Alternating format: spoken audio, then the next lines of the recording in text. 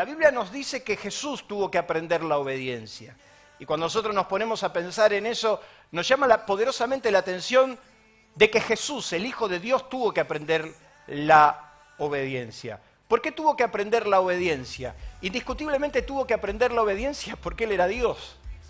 No es que no quería, Él era Dios. Y de repente, por todas las cosas que la Biblia nos cuentan, pero desde su perspectiva de creador, era muy difícil para Él aprender a obedecer cuando Él era Dios. Pero dice la Biblia que por lo que padeció, aprendió la obediencia.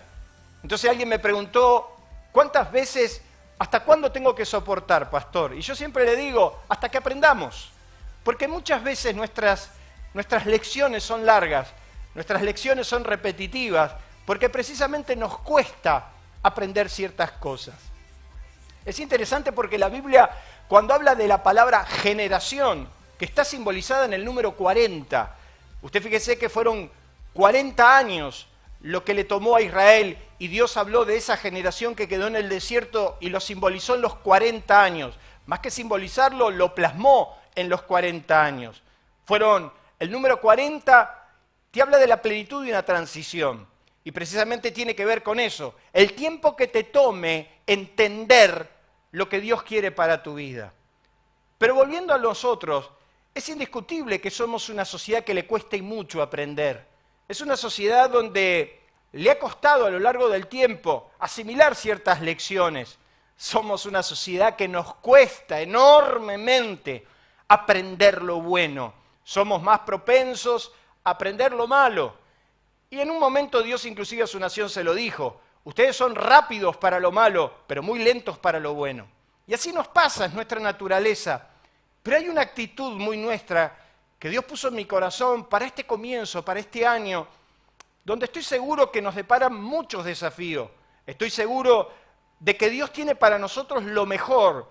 Estoy seguro que Dios nos va a sorprender gratamente, pero tendremos que tener la agilidad de los que aprenden rápido y no tendremos que tener una actitud que de alguna manera nos ha traído tantos problemas. Esa actitud tiene que ver como la obstinación.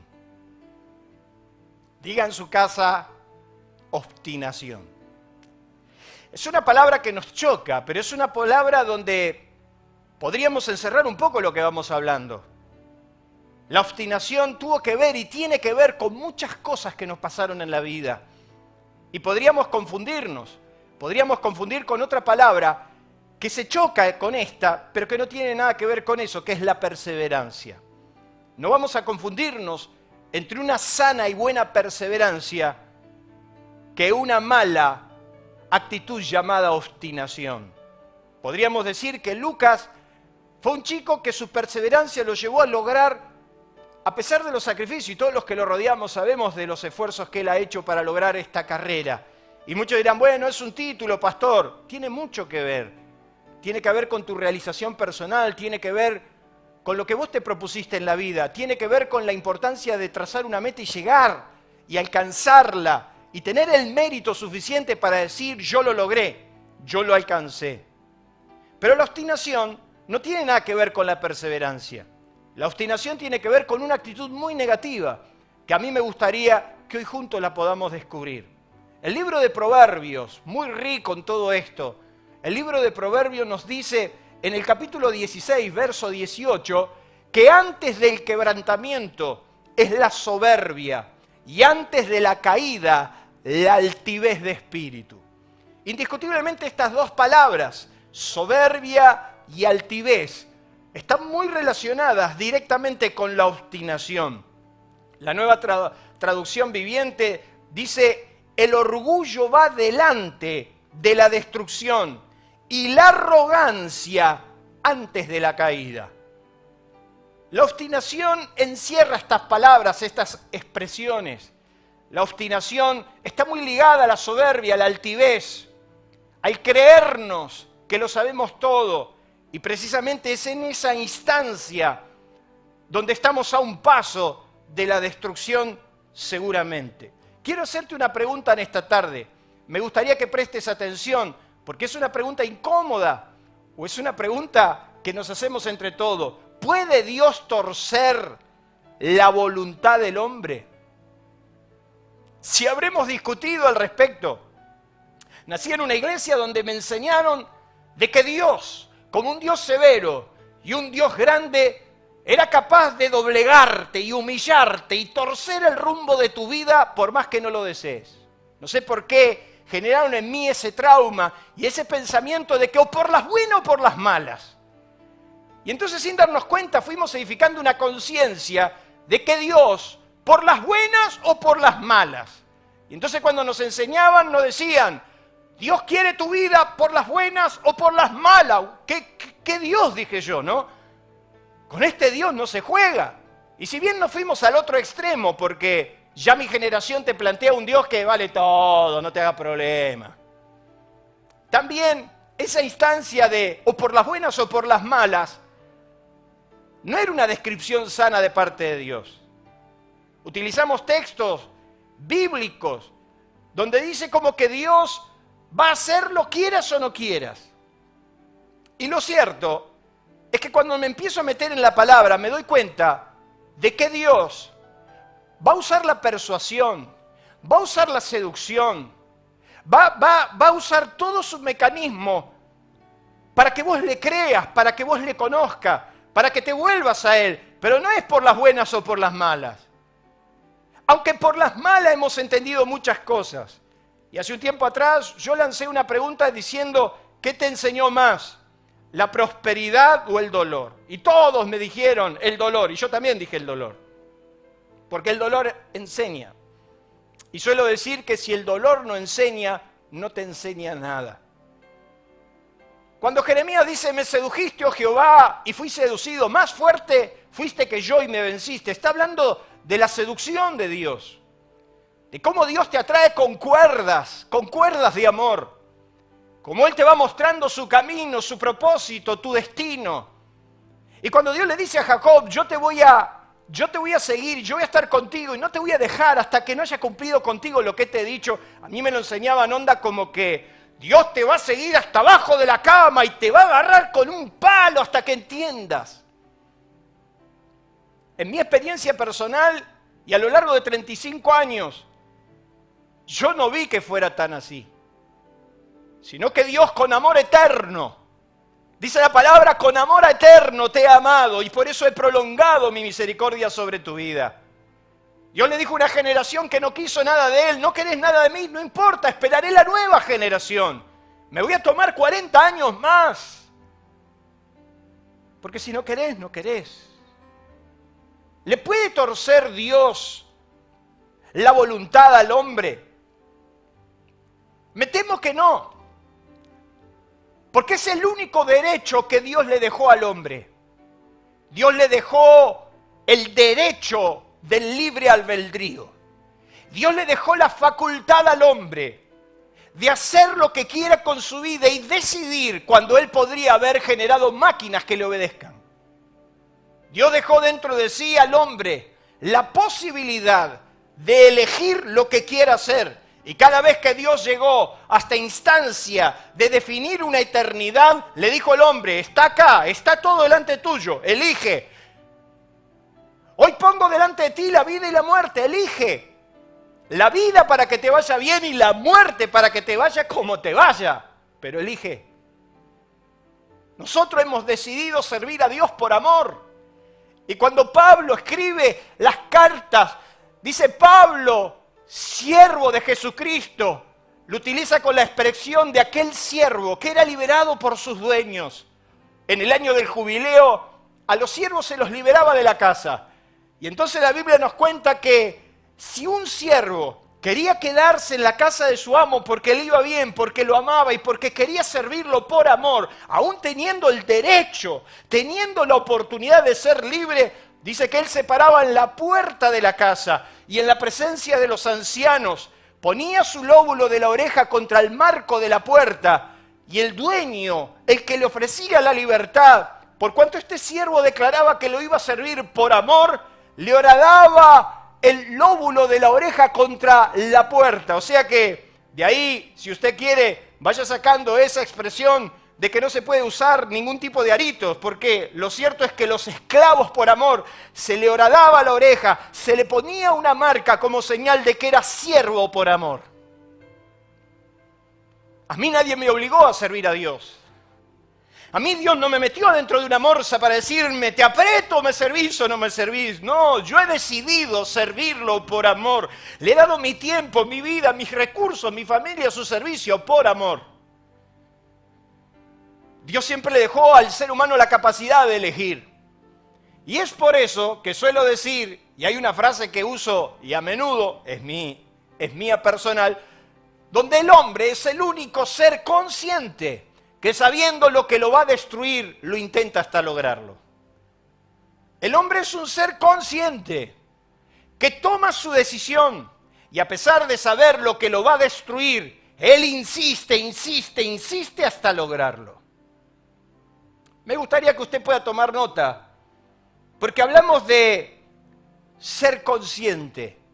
Y cuando hablamos de consciente, hablamos de aquel que siente, piensa, quiere, obra con conocimiento de lo que hace. No me vengas a engrupir de que no sabías lo que hacías.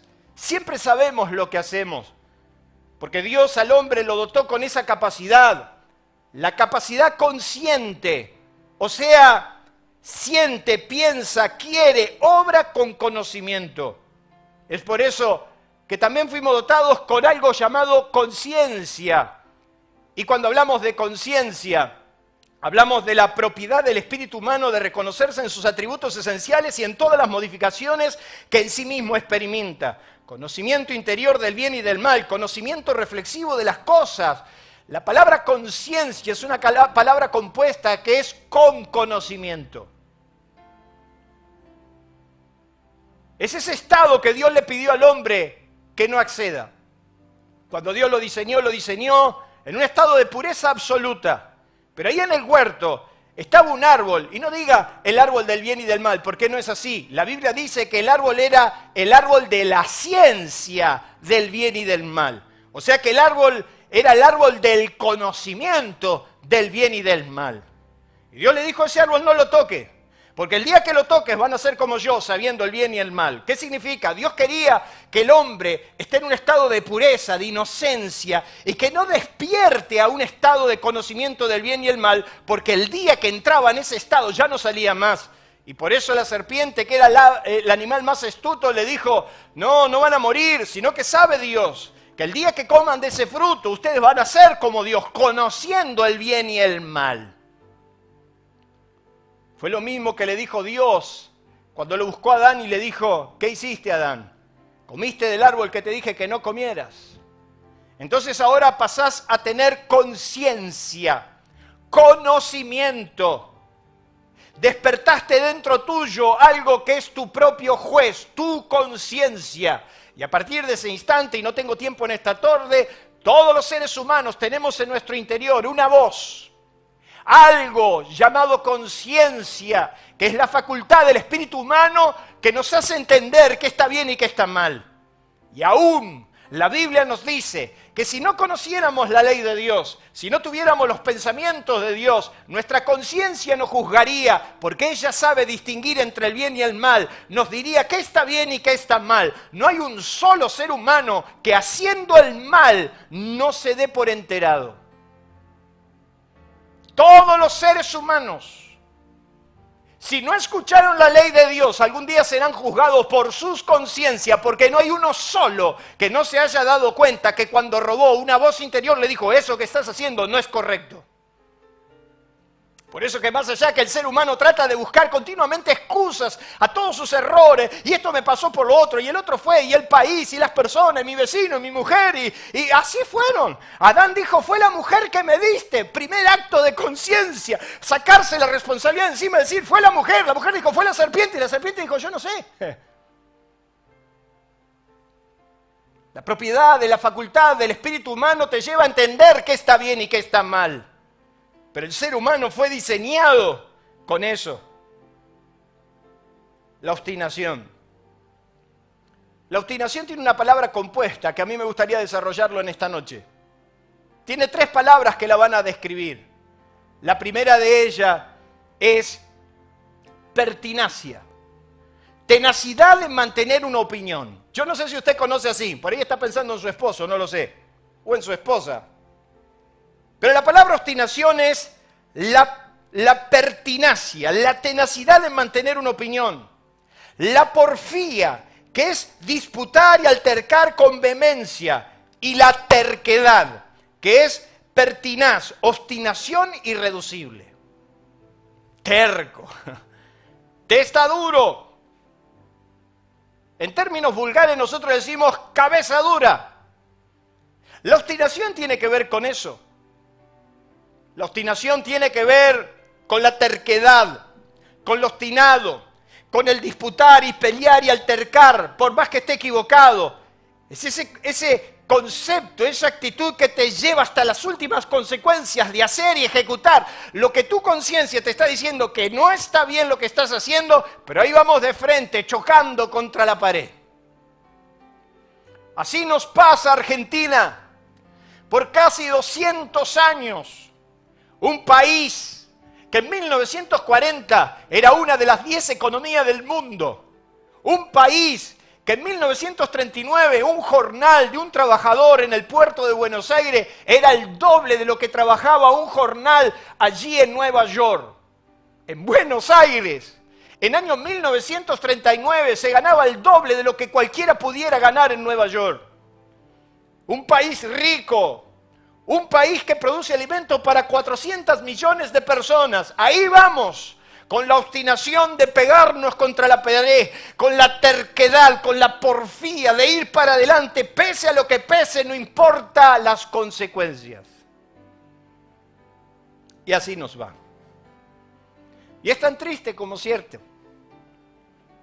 Sabiendo que eligiendo la muerte caerán consecuencias terribles sobre nuestra nación, ahí vamos, copiándose a los demás, festejando la muerte en las calles de Buenos Aires, diciendo que esa es la solución para hacernos una sociedad mejor. No, no seremos una sociedad mejor.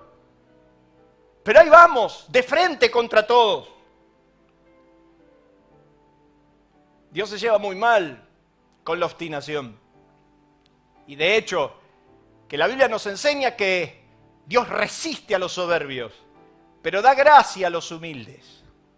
Dios no se lleva muy bien con la obstinación, la altivez. Mire lo que dice ahí.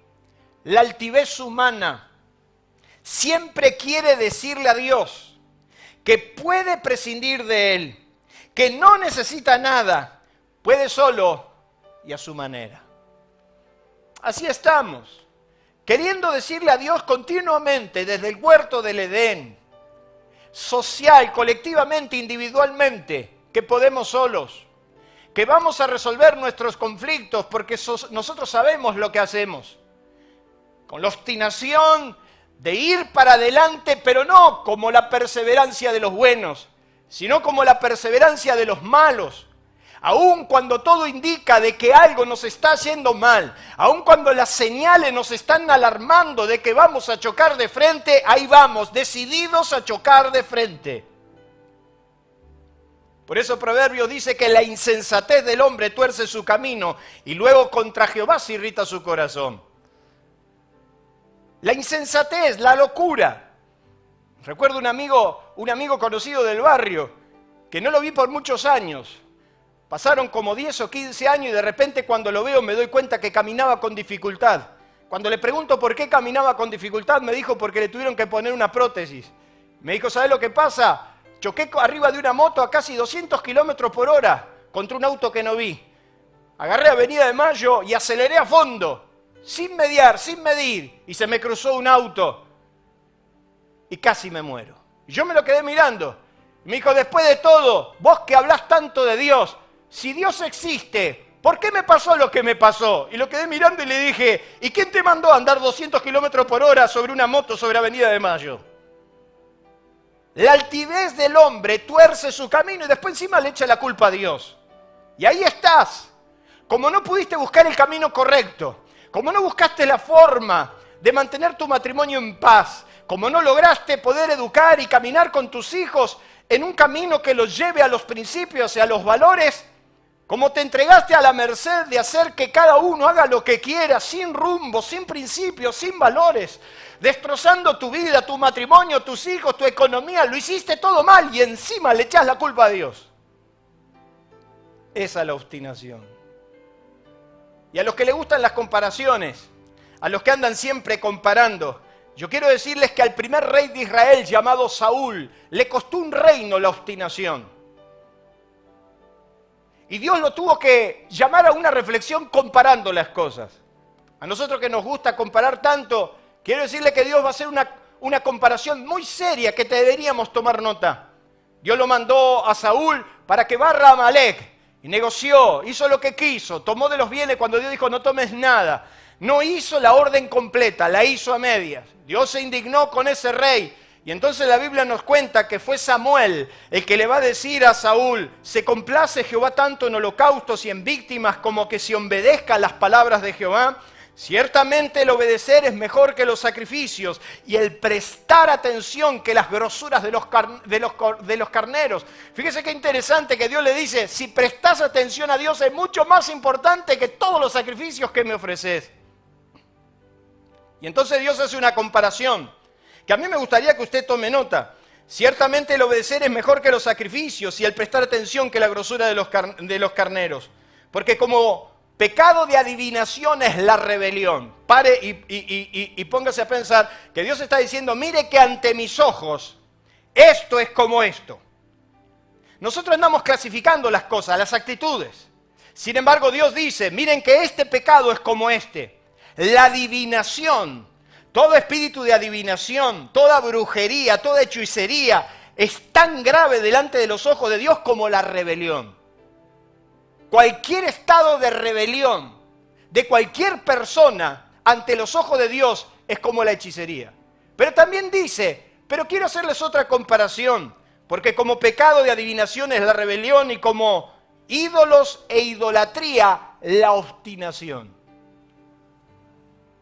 Vos que andás juzgando a todo el mundo, vos que andás diciendo idólatras, vos que andás diciendo que uno de los pecados que Dios más censuró a lo largo de toda la Biblia fue la idolatría, vos que te la pasás hablando contra religiones que tienen ídolos o inclusive hablando de la idolatría de los astros, de los famosos y de todos los que nos rodean, yo quiero decirle que Dios está diciendo que la idolatría y los ídolos ante sus ojos es el mismo pecado que la obstinación. Así que si vos sos tan terco de no escuchar lo que pasa a tu alrededor, si sos tan porfiado, tan testaduro, si vos sos tan obsecuente, tan obstinado con tu pensamiento, quiero decirle que ante los ojos de Dios es exactamente lo mismo que te postres ante la idolatría. Sí, corazón, es así.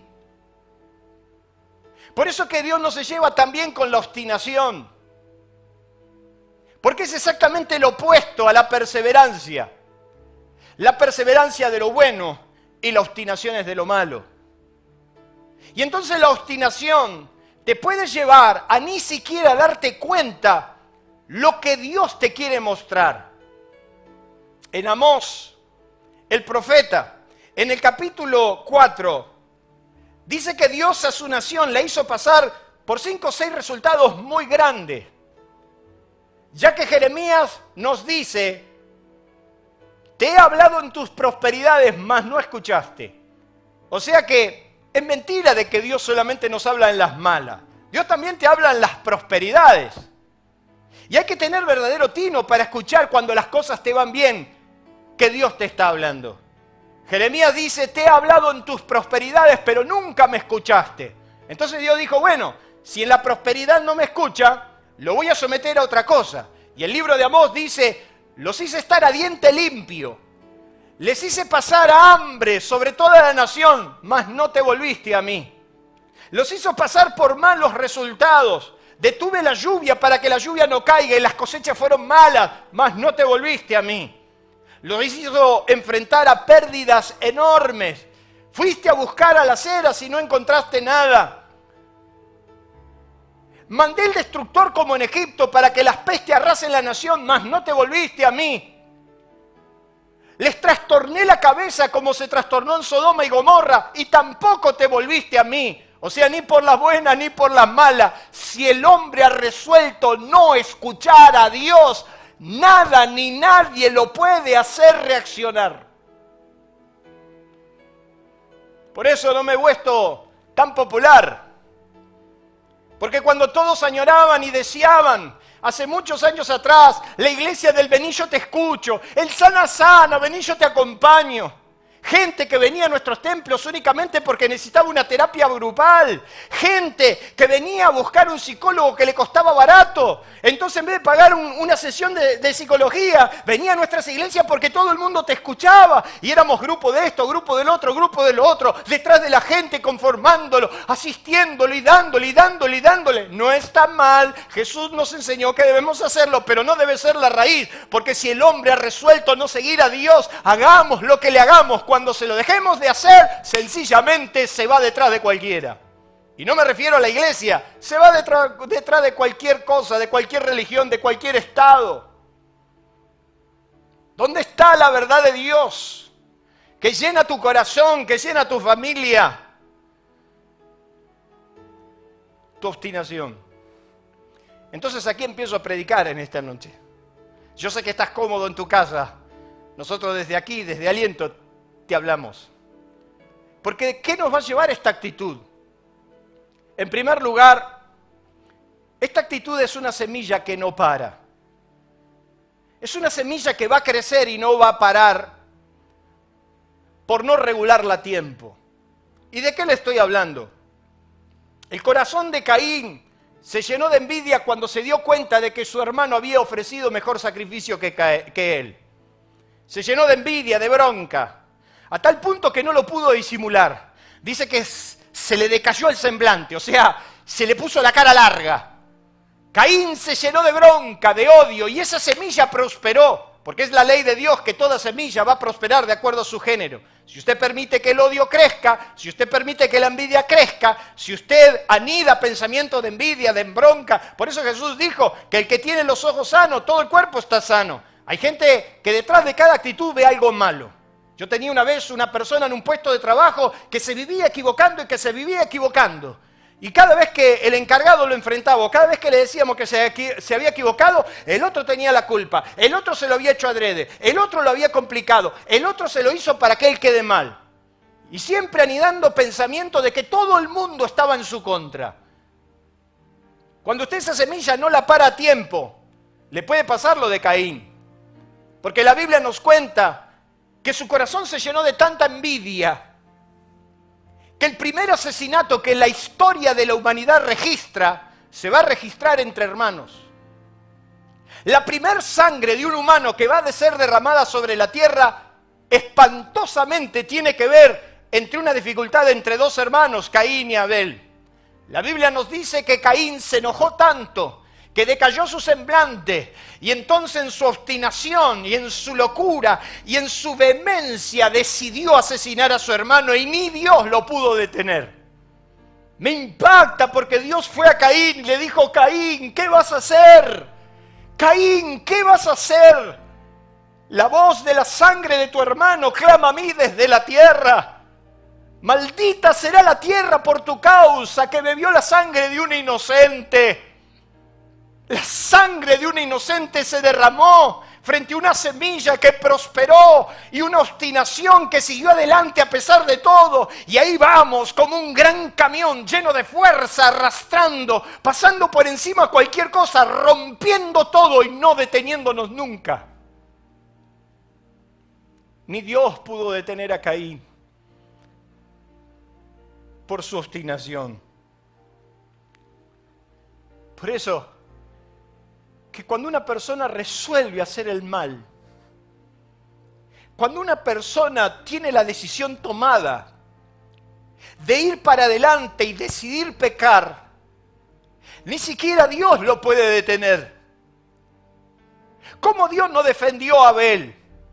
¿Cómo Dios no lo cuidó a Abel? Si Jesús dijo que fue el justo Abel. Pero Caín buscó la forma de atrapar a Abel.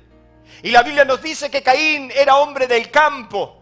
Y entonces dice que Caín fue a Abel y dijo: salgamos al campo. Caín logró arrastrar a Abel a su territorio y ahí tuvo autoridad para asesinarlo. Cuando la obstinación de los hombres que quiere destruir su familia, que quiere destruir su economía, que quiere destruir una nación, va para adelante, lo único que tendrás que hacer es no entrar en su territorio, porque en su territorio te puede asesinar. Mantenete al margen de ese obstinado que nada lo para, porque es semilla que crece y crece y crece, y hasta que no lo rompa, no para. Yo no sé si usted está pensando en algo así, pero me da la sensación que nuestros gobernantes tienen este principio. Me da la sensación que nuestros líderes van por eso. Quieren destruir la nación. Quieren ir a fondo como sea. Y cada ley que dictan y cada decisión que toman parecería ir de acuerdo a destruir una nación que promete ser poderosa y grande. Pero acá está la iglesia de Cristo. Acá está la iglesia del Señor que te dice, no Señor, no es así. Mi Dios puede mucho más. La obstinación te puede llevar a dar de alimentar una semilla que no para. Número 2, nada te va a detener. Y es así como se sintieron los hombres, tan autosuficientes y tan poderosos. Si encima les iba bien, ¿quién los va a detener? Un día los hombres dijeron, vamos a hacer ladrillos. Edificaban con piedras y de repente se dieron cuenta que podían hacer ladrillos con horno. Y entonces dice que hicieron ladrillos y probaron con otro invento. Y ya dejaron de usar mezcla para usar precisamente brea, asfalto. Se dieron cuenta que pegando los ladrillos con la brea podían edificar. Y entonces dice el libro de Génesis que dijeron los hombres, vamos a hacer una ciudad. Vamos a hacer una torre fortificada y vamos a hacer una torre que llegue al cielo. Indiscutiblemente este hecho ocurrió 100 años después del diluvio. 4 generaciones después del diluvio, los hombres una vez más se ensañaron para ir contra Dios a demostrarle su autonomía, que podían solos sin nadie, que podían llegar al trono de Dios y trascender, y aún podrían quizás arrebatarle la autoridad. Dice la Biblia que Dios cuando vio eso, el proyecto Babel. Cuando Dios vio el proyecto Babel, dice que se acercó Dios y dijo, voy a ver qué están haciendo. Y se dijeron unos a otros, vamos, hagámoslo. Y descendió Jehová para ver la ciudad y la torre que edificaban los hijos de los hombres. Y dijo Jehová, he aquí el pueblo es uno y todos tienen un solo lenguaje y han comenzado la obra. Y nada los hará desistir ahora de lo que han pensado hacer. No sé si lo escuchó. Dios dice, veamos lo que hacen los hombres. ¿Con quién lo dijo? Es el mismo término que usó para hacer al hombre. Hagamos al hombre. Quiere decir la Trinidad completa. Dios dijo, veamos lo que hacen los hombres. Y dice que cuando Dios vio lo que hicieron los hombres, dijeron, nada detendrá a los hombres de lo que han decidido hacer. Porque la capacidad humana es una capacidad infinita porque Dios se la dio. Es tan interesante como eso. ¿Por qué la capacidad del hombre es infinita aun cuando se equivoca? Porque Dios le dio su esencia creadora y el hombre puede llegar a ser el mismo bien y el mismo mal creando instrumentos buenos e instrumentos malos. Lo que Maquiavelo decía en sus libros. El mal para hacerlo hay que hacerlo bien. Y entonces el hombre tiene la facultad, para bien o para mal, con la misma ciencia que hace algo bueno para solucionar los problemas del hombre, puede hacer algo lo mismo pero malo para destruir a los hombres.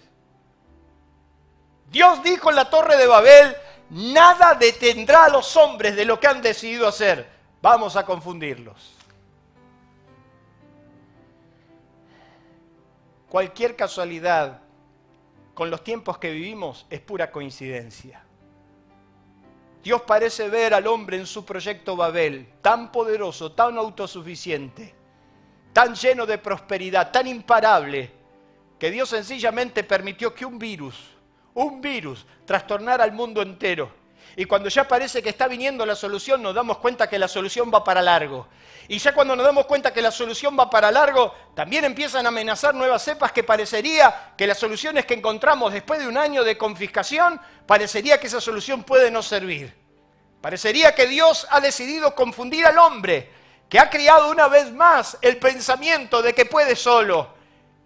Y Dios le ha hecho saber de que aunque piense que nada lo detiene, la mano de Dios al final también lo puede detener. ¿Cuánto daño nos ha hecho la obstinación? La obstinación nos ha llevado a negociar hasta lograrlo. Nos ha llevado a límites de negociar lo que ya sabemos que está mal. La obstinación nos ha llevado a pensar de que podemos torcerle el brazo a Dios aun cuando ya nos dijo que eso estaba mal.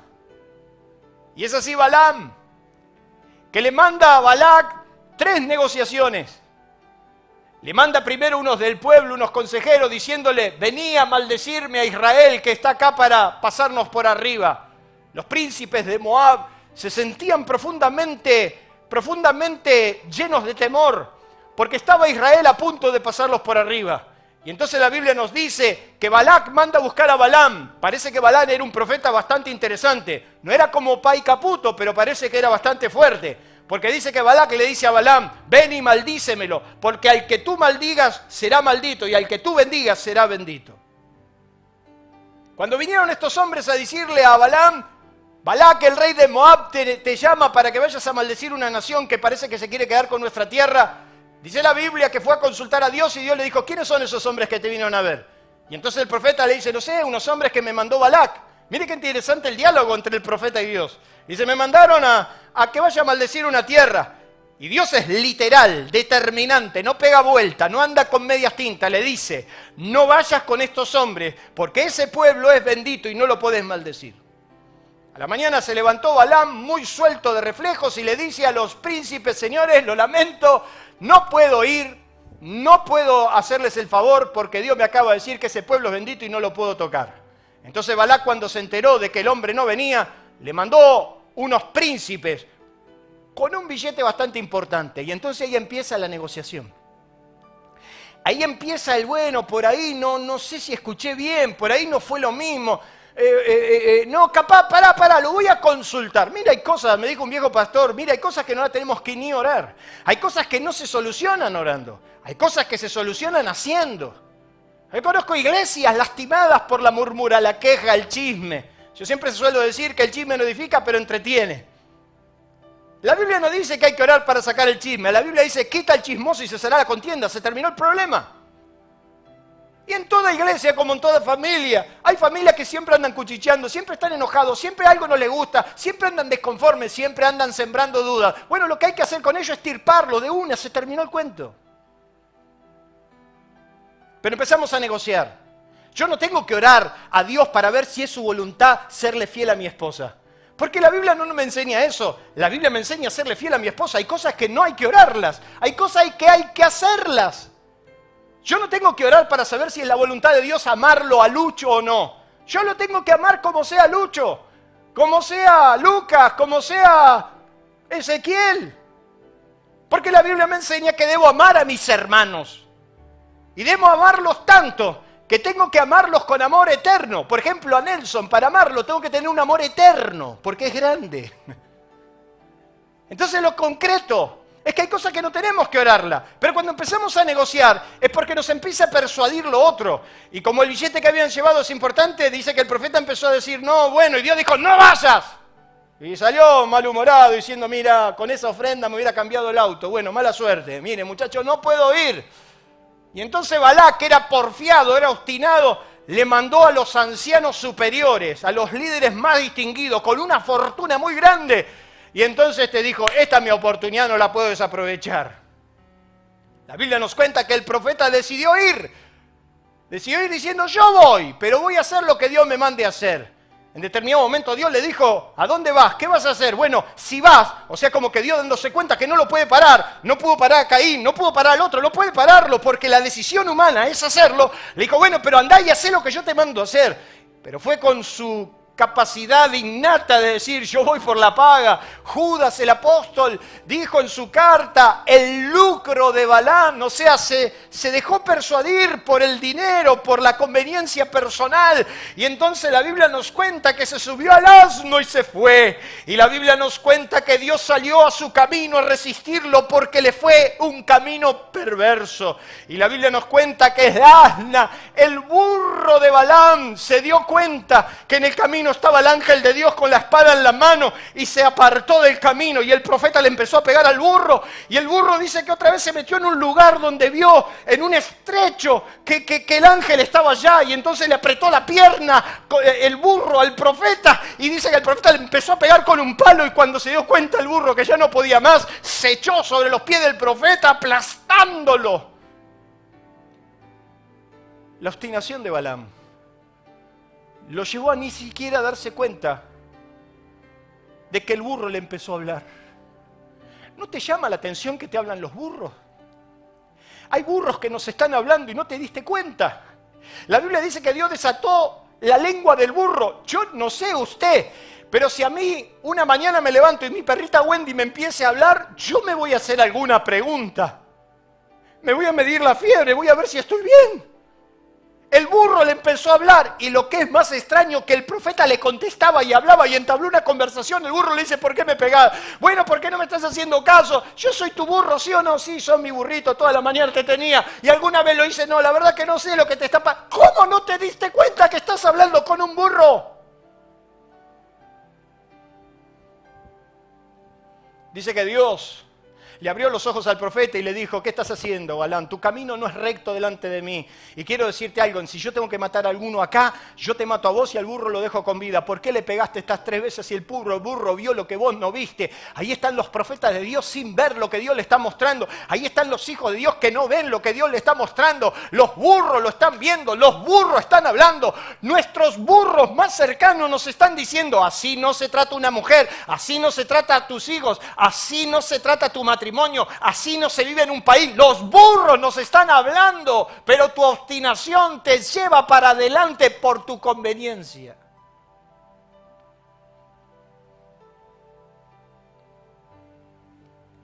Tu obstinación te llevará a lo que denominamos lágrimas de cocodrilo. Llorar sobre lo que se podía evitar. Y es interesante observar el dicho de lágrimas de cocodrilo, porque en la antigüedad se decía que los cocodrilos atraían sus víctimas con un peculiar y extraño quejido, muy similar al llanto. También se contaba que los animales lloraban sobre los restos de las víctimas después de haberlos devorado. Fueron los romanos los que difundieron el credo que sostenían que ellos, mientras devoraban sus crías, lloraban sin consuelo. Hoy en día sabemos que las famosas lágrimas de cocodrilo son una secreción acuosa que se mantiene hidratando los ojos del animal fuera del agua, pero no tiene nada que ver con el llanto. Las glándulas salivales y los lacrimales de este animal están situados muy cerca de unas de las otras y estimulan constantemente los ruidos, lo que hacen que el animal llore mientras coma. Lo cierto y concreto que es un dicho que quiere demostrar el típico caso del que llora sobre lo que podía evitarse y aún más, llora fingiendo dolor sobre un hecho desgraciado. Lágrimas de cocodrilo. Llorar después que lo hiciste. Llorar sobre la leche derramada. Llorar cuando ya no hay solución y tu obstinación te llevó a destruir todo lo que tocaste. Y entonces te querés acercar a Dios porque Dios parece mágico. Y Dios no es mágico, amigo. Dios es todopoderoso. La Biblia nos dice que después del informe de los 12, deme 5 minutos más. Después del informe de los 12, dice que Dios se enojó con esa generación y dijo, no, estos no van a entrar.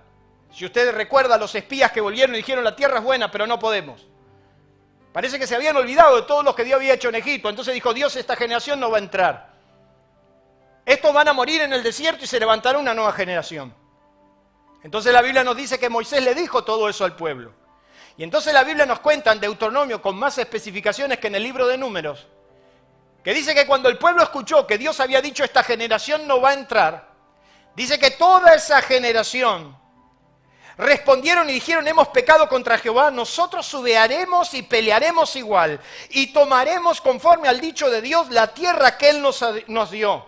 Y se armaron cada uno para ir a la guerra, y dice que Dios les dijo: deciles que no vayan, deciles que yo ya los deseché, que no vayan. Y dice que Moisés le dijo: no vayan, muchachos, no es tiempo de guerra, ya perdimos la oportunidad, no vayan. Mas persistiendo con altivez y obstinación, te levantaste y fuiste y sufriste la peor de las palizas, conocida como la derrota de Horma. En Horma le dieron una paliza que Dios jamás quiso que su pueblo enfrente. Y la Biblia nos dice que volviste al campamento y lloraste y clamaste, y Dios ni siquiera le prestó atención, ni siquiera escuchó vuestro quejido, porque sencillamente ya te lo dijo. Lágrimas de cocodrilo.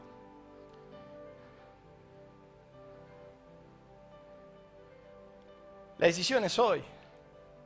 La decisión de seguir a Dios es hoy. No llores mañana porque hoy no decidiste. Hoy es tiempo de buscar a Dios.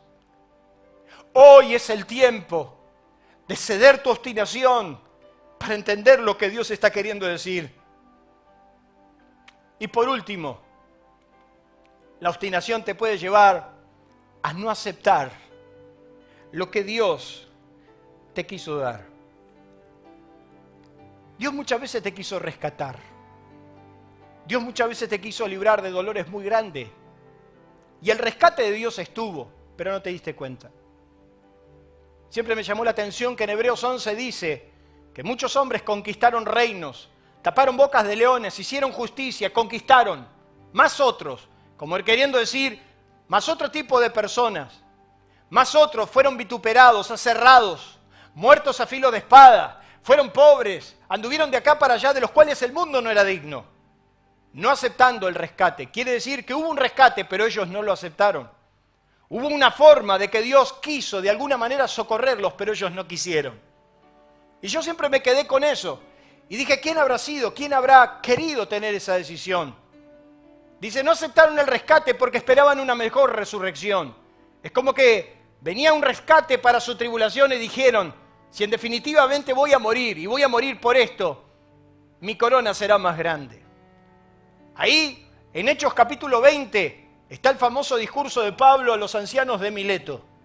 Le dice a los ancianos de Mileto que por 3 años sirvió a la iglesia con mucho trabajo y que sus manos le alcanzaron para trabajar y que nunca tomó nada de todos ellos. Les dijo: miren, yo no he rehusado todo el consejo de Dios para dejarle a todos ustedes. Sin embargo, vendrán muchos detrás de mí que no perdonarán el rebaño, que serán lobos vestidos de oveja. Pero dice la Biblia que Pablo va a confesar algo que a mí me estremece. Pablo dice: yo me voy a Jerusalén. Yo ligado en mi espíritu voy a Jerusalén, aunque el Espíritu Santo me está diciendo que me esperan prisiones y cárceles. Es como que el Espíritu Santo le dijo a Pablo: Pablo, ¿a dónde vas? A Jerusalén, no vayas. Ya tu trabajo se terminó. Ya las iglesias que tenías que levantar, ya las levantaste. Los discípulos que tenías que levantar, ya levantaste. Tu tiempo se terminó. Pablo, tranquilo. No vayas a Jerusalén. Porque si vas a Jerusalén te esperan prisiones y cárceles. Mas yo ligado en espíritu, en mi espíritu, y utilizo una palabra en griego que es deo, voy bajo el peso de mi propia decisión. Es como que Pablo le dijo a Dios: Dios, yo sé que me querés rescatar, pero si mi tiempo se terminó, yo quiero morir como mártir. Yo quiero morir para tener una mejor corona, porque en definitiva mi tiempo se terminó. La obstinación de Pablo fue respetada por Dios. Porque Dios le dijo: está bien, Pablo, si tu decisión es esa, yo te la respeto. ¿Por qué le estoy marcando esto? Porque indiscutiblemente Dios no va a torcer por la fuerza de la voluntad humana. Hasta para lo bueno, Dios va a aceptar tu voluntad y tu decisión. Y es por eso que termino diciendo que el hombre es el artífice, el arquitecto de su propio destino. Nuestra sociedad está manejando su destino como quiere. No he escuchado un solo líder hablar de Dios en todas las decisiones que se toman. No he escuchado un solo líder invocar a Dios para que Dios lo ayude. No. La Biblia que se utiliza en el Congreso de la Nación dudo que esté escrita. Porque todos firman sobre ello diciendo que Dios y la patria me lo demanden. Señores, están sentenciando su propio destino. Están ustedes diciéndole a Dios que Él los juzgue por lo que van a hacer. Y quiero decirle que Dios los va a juzgar. La obstinación nos ha llevado a mucho dolor. Sin embargo, si el hombre se vuelve a Dios, todo va a ser posible mejor. La Biblia nos dice que Dios un día le dijo, parsen los caminos y miren y pregunten por las sendas antiguas, pregunten por el buen camino y búsquenlo y anden por él. Es como que Dios nos está diciendo, si tus caminos obstinados te están llevando al dolor, es hora de preguntar cuál es el buen camino. ¿Cuál es el buen camino para ir? Y quiero que vayas por él. Termino sencillamente diciendo una expresión que es un deseo de corazón para todo este año. Solo el arrepentimiento puro y sincero nos vuelve a Dios y nos hace merecedores de su gracia y de todas sus bendiciones.